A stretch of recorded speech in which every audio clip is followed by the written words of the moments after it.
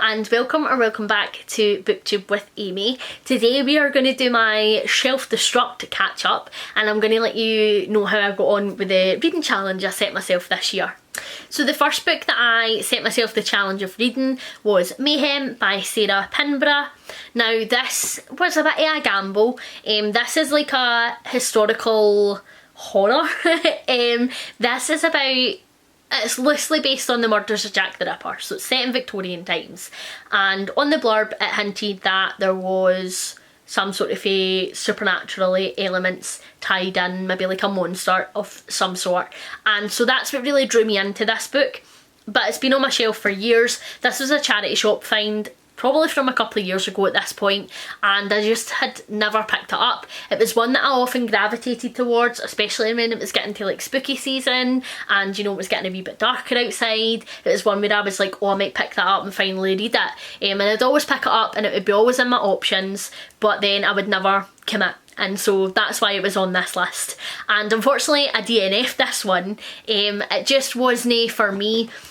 I got maybe about a quarter of the way through this one, and it was just very slow and very generic, I would say. Historical fiction tends to be on the slower side, and that is one of the main barriers for me with historical fiction. I think that if it gets into stuff quick enough that I can overlook that, then I end up really enjoying it. I do enjoy historical settings, which is why I'll often pick up historical fiction to give it a go. It's just unfortunately that a lot of the times it turns out to be too slow for me and I don't have the patience to carry on, and that was definitely the case for this one.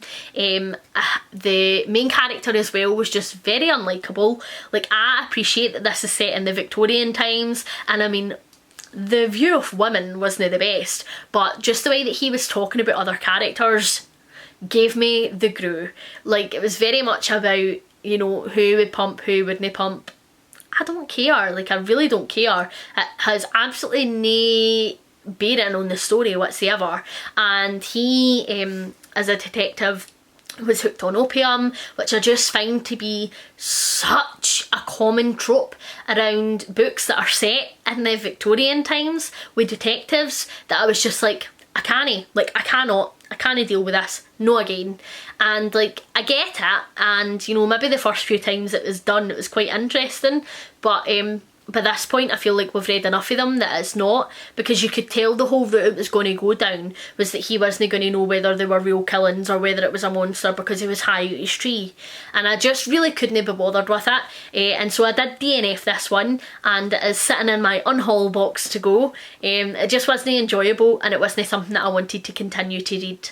Then there was A Face Like Glass by Frances Hardin. So I did unhaul this, and then I did it in my unhaul at the beginning of the year when me and Simon were going through all of our books and deciding what we were keeping and what we were getting rid of. We did a big unhaul and prep for getting the library sorted, and it was in my unhaul box because I read another book by Frances Hardin, The Lie Tree, and I really didn't enjoy it, so I was going to get rid of this one as well, and then I was like, oh, you know what, I'll give it a go. So I put it back on my shelf to try, and unfortunately this just wasn't great for me. This is a middle grade, and it is about a girl who grows up in a place called Caverna, which is like a series of caves, and she is like the apprentice slash child slave of a cheesemaker, and everybody in Caverna doesn't show their emotions or any expressions through their face, but she can, and so the cheesemaker tries to keep her hidden so that people didn't figure out that she has an expression that can change, because everybody else is just like very meh. And I just really didn't enjoy this. It was very juvenile. Now, it is a middle grade, right? So like, I get it, but it just isn't the type of middle grade I enjoy to read. It was very babyish, it's very young, and I just couldn't get past that. As well, like, I really love books that involve food. It is quickly becoming one of my favourite tropes, which isn't a surprise considering I really love food in real life. And the cheese making process was spoken about in this book, but see, because it's like cheese been made by these wee creatures and like really dank, horrible, mossy caves, it was giving me the ick. Like, I was like, like I didn't want to eat cheese ever again, and you know I am a big cheese enthusiast, so it's like, can I be having a book putting me off my cheese? Like, absolutely not. But also, like, her main character just made really stupid decisions. Like, she was very naive, and I hate that trope, right? Because it never happens with boys. Anytime there is a middle grade or like a younger YA fantasy where there is a female character, they need to be very shy and quiet and naive and trusting, and then like they go through a tragedy and then they're hardened and like ready for the real world. Whereas if it's a male character, then like they're just ready for the world, and that scunners me. Like, how could she not have just had like or what's about her? Like, so no, it just wasn't for me, and that is in my unhaul box and will be successfully unhauled this time. I didn't even DNF this too far into it, to be honest. I think I only maybe did about 7 or 8 chapters, and I was just like, nah lads, I can't. This book is pretty chunky as well. Now I appreciate it's a middle grade so the writing is big, but like, see the thought of having to read a book that size when I knew I was hating it after the amount of chapters in, I was like, no, I should have just unhauled it the first time, but we got there in the end. Then next up was His Bloody Project by Graham McCrae Burnett. Now, I fucking loved this book. This is the shining star that has came out of my Shelf Destruct project this year. So this is, it's sort of a, it's hard to describe, right? It's like fiction, but presented as if it's non-fiction. So it's presented as if Graham McCrae Burnett has done like an ancestry search on his family tree, and he has found out that like his great-great-great-great-granda was a murderer. And then you get diary entries for this murderer, and then you get interspliced with notes from the murderer's like therapist, and you get character witnesses about him. You get like to read through the trial and things like that, and really get to the deep as to what has happened.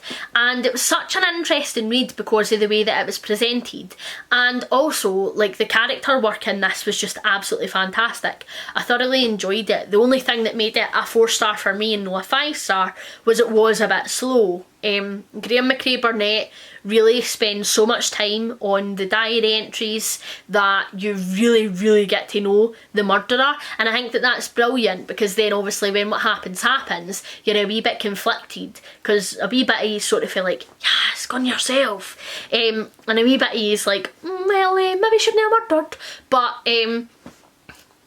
it's just because it's spent so much time building up to that. I feel like he could have spent still a good whack of time getting to that point and really getting to know this character and getting to know this rural Scottish setting without the build-up being as much as it was. There was some stuff in there that could have probably been shaved out that wasn't necessary, but like, I get that he tried to make it feel like it was a real diary. It's just, for me, the build-up was a wee bit too much for the payoff. However, I still thoroughly enjoyed it, and this is one of the most surprising books out of the bunch for me. It was great, and I didn't need enough in one sitting because it was just, I couldn't put it down. I needed to know what happened. The characters were brilliant. The landscape that he set in rural Scotland and what it was like to be living in this time was absolutely fantastic. It felt so claustrophobic.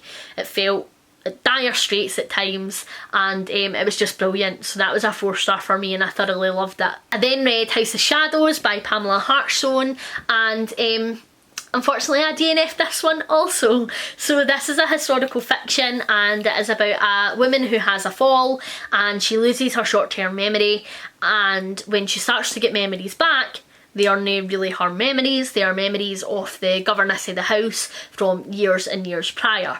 This, again, like, it sounded brilliant, and I like the mystery aspect of it. I really like a mystery set in a historical setting. There's just something infinitely creepy about it, which I really enjoy, but this just fell victim to the historical fiction trap, and that it took far too long for things to get started, that I just couldn't bring myself to care enough to want to continue reading it, which was unfortunate. But you know, it is what it is. I gave it a try. The writing was really lovely, and so I think that if you're maybe into quite descriptive writing, then this might be one for you. But I just couldn't, and our main character, like, it was really difficult to get to know her because she didn't know herself, and so I found it really difficult to connect with her. And you know, all she knew about herself was what other people were telling her, and it was really difficult to connect with that. So yeah, I decided not to bother finishing it. And then also Girlfriend in a Coma by Douglas Copeland has been on my shelves for such a long time. I read Hey Nostradamus when I was in high school, and I thoroughly enjoyed it, and studied it as part of my English dissertation. I really enjoyed that book, and so I was like, alright, well, we'll pick up more Douglas Copeland and we'll see where we go. I found this one in a charity shop again, actually years ago, and decided to take a punt on it, but it just was not for me, and I DNF'd this pretty early in. I think I only gave this book like 10 pages, if that, before I was like, nope, because the writing was just rotten. Like, it starts off with the perspective of a ghost, and then it's like, but to find out what happened to me, we're going to need to go back in time. Ooh. And then, like, we follow these two teenagers, and then, like, they're hinting towards other stuff that has happened, and I'm like, I don't want to get the backstory and a backstory and a backstory to get what has happened. Like, and I don't need you to tease me as much to want to read your book. See, if I just connected to these two teenagers right for the get-go, would have been far more interesting. So no, that was another one I DNF'd, and I probably would be pretty hesitant to pick up any more Douglas Copeland books in the future. And then there is The End of Everything by Megan Abbott, and this is going to be the last time I will ever talk about this book on my channel. I swithered about whether or not to even include it in this, but considering it was on my Shelf Destruct TBR, then, you know, I think it's fair for you guys to know, in case maybe you haven't watched my wrap up where I talk about that book. I went into it thinking that it was going to be a cute, cosy, queer wee coming of age story, and it wasn't. It was a story about the sexualisation of kids, which was just horrific. And I DNF'd this again maybe about 60 pages in.